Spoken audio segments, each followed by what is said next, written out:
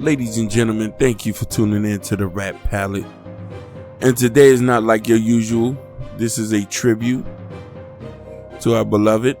And I'm not saying this to do this because he's dead, but sometimes you got to give people their flowers while they're still living.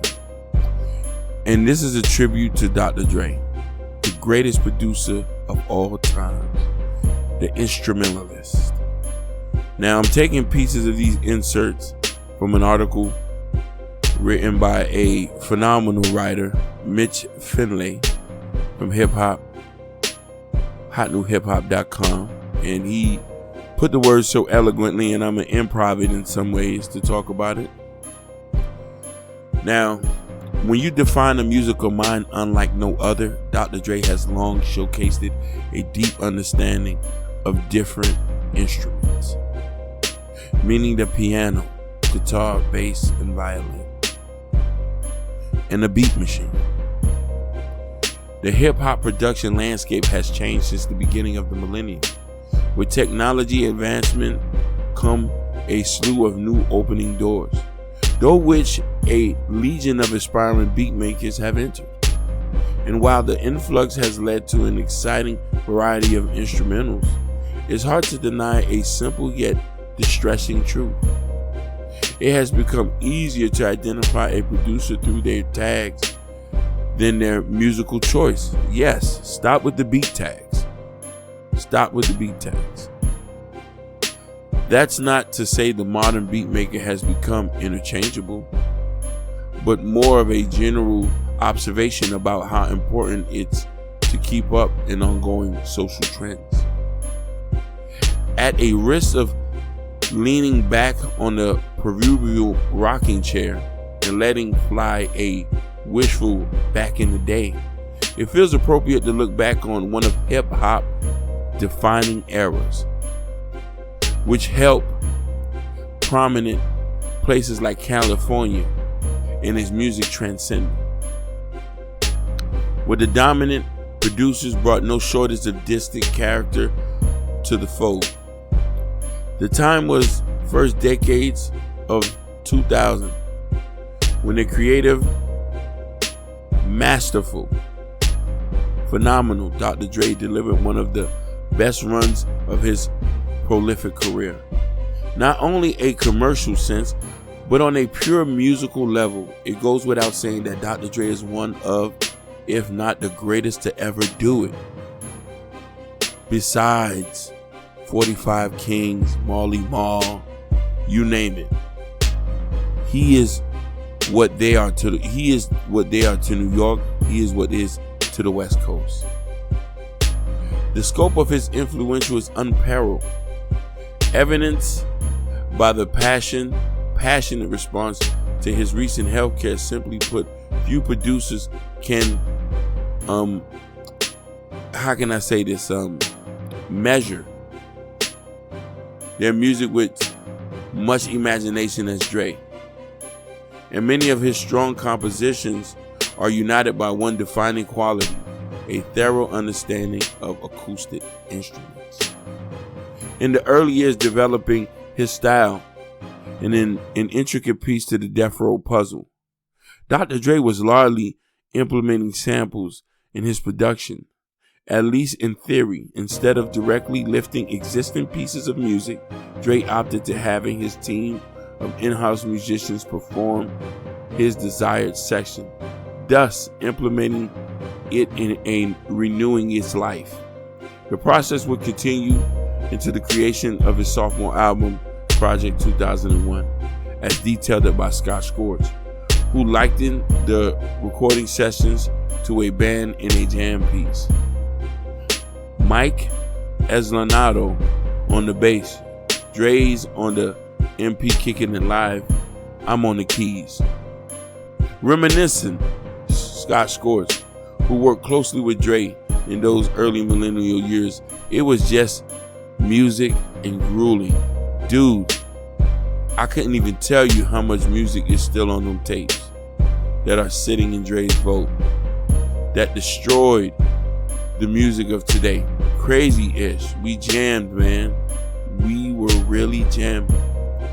Whether looking onto a piano, the guitar, the bass, or even an orchestra instrument like violins and cellos, Dre has implemented them all with a masterful, not often seen in hip-hop realm.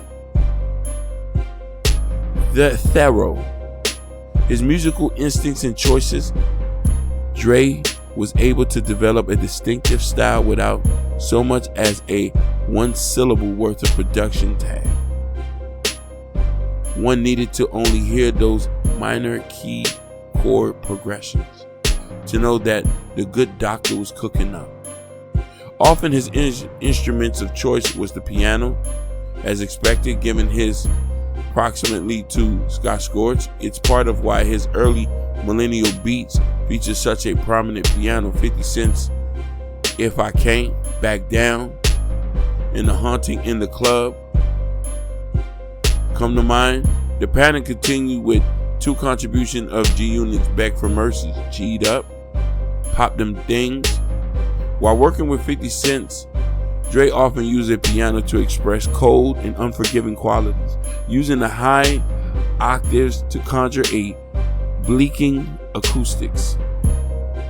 It's part of why they collaborations were often dark in nature, save for If I Can't, which found Dre bringing the piano, bass, and guitar together for a triumphant anthem. And while not entirely a piano per sound, Dre showed further ingenious by pairing a church organ sound with percussion gunshots, culminating in what you might say 50's minimalist masterpiece Heat. Increasingly, Dre tend to favor the piano while working with 50 Cent more than any other of his close collaborators. He also make brilliant use of it during the production stint on Jay-Z's Kingdom Come, with one of his key distinctions literally. Where 50 was eager to brisk in his own brutal reality, Jay-Z was in a different headspace for he was 30-something, content with his position as a veteran in the game and eager to share his newfound perspective in order to capture Jay's mindset on a musical level. Dre opted to bring major key progressions in a truly rare occurrence, Lost Ones. His particular painted the picture of a man at a height of a contentedness, having come to the peace in even the hardest trials and tribulations, and an album emotional centerpiece, Minority Report. However, Dre once turned into the piano to convey sorrow, as if it was his way. He understands the value of minimalism, with two fluctuating chords simply beaming with character. In truth, analyzing Dre's use of the piano could likely fill several long forms of articles, and perhaps that will come in time. For now, it's time to examine some of his notable instruments in his toolkit, including one of his favorite guitars. Among the most versatile instruments available, Dre has used a guitar in some of his most beloved deeper cuts on Jay-Z's Watcher 2. Dre brings a low octave guitar riff in his revised take on 2001 intro, adding a Bond flair beaming with gently menace. Though not exactly the main component of Fifth in the Clubs, Dre subdued his use of guitar, serving to bring an additional urgency to strangely intimidate the club banger. When things get really interesting, when Dre uses the guitar as a beat-driven component, bringing another side of his creative into fold, Dre turned primarily into a guitar when producing the D12 on both Devil's Nights and D12 Worlds, notably examples including Fight Music and Revelation, two of Dre's most inspiring compositions of his careers. Though formally is primarily driven by strings, the wailing guitars and the chorus captures the tracks Defiance and Reckless Spirits, and with the latter drawing influence from Pink Floyd, at least theatrically, it made sense to Dre, letting the axe gently weep as the song's main instrument components. take a page out of the Watcher 2 playbook, Dre would revisit the low octave guitar on D12's American Psycho 2, as well as on Eminem's Hello, a repass standout, where the fast-paced former captured a sort of deranged energy, the latter captured insanely through a nostalgic sort of detachment. In fact, Dre appeared to enjoy blessing M with guitar-heavy bangers, a trend that began with My Name Is, continuing with I'm Back, and reached to distributing Apex on the mechanical Stay Wide Awake. Looking back at all these timeless Dre classics, it feels like the piece is only scratching the surface. His use of the bass and strings haven't been touched yet. In light of everything has given to hip-hop for over 30 years, the game could stand to dig deeper into his genius. Perhaps a second analysis is called for. A few rap discussion topics get the mind racing, like Dr. Dre's production discography. In the meantime, take a moment to show love and appreciation to a man who shifted hip-hop culture on a musical level time and time again.